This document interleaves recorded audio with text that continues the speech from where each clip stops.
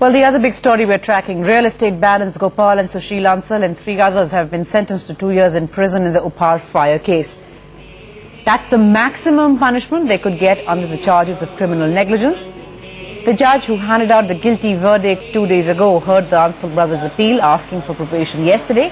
7 others have been sentenced to 3 years in prison.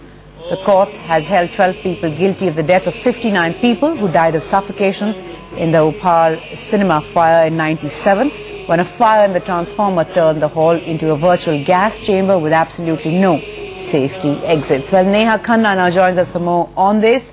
Neha, this is exactly what the families of those who died in the Upar fire said they will fight against.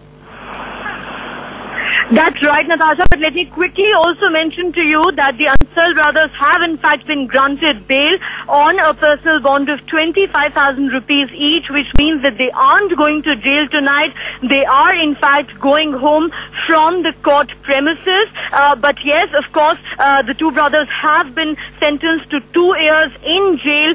And of course, this is what was expected really, Natasha, because they have in fact been convicted under section 304A of the Indian Penal Code, which is for causing death due to a rash and negligent act, and this section in fact invites a maximum sentence of 2 years. Of course, the victims' families did say on the day of the verdict that they were in fact very unhappy with such a verdict. They called it travesty of justice, saying that the Ansal brothers had actually been let off too lightly. They said that they did not wage a 10-year-long protracted legal battle for something like this.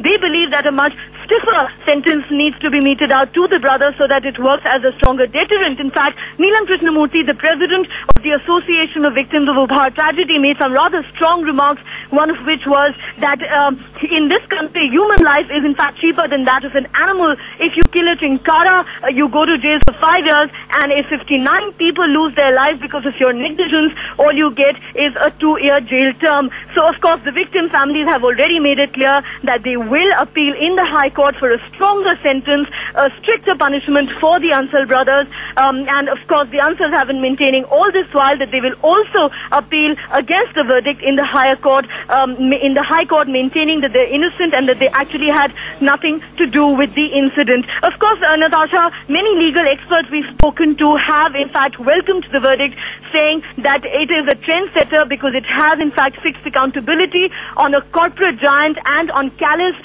government employees who seem to think that they can get away with just about anything as just because they are part of the government machinery. But of course, they hope that that is going to change now. This verdict should send out a very strong message that government employees cannot get away with murder, not anymore.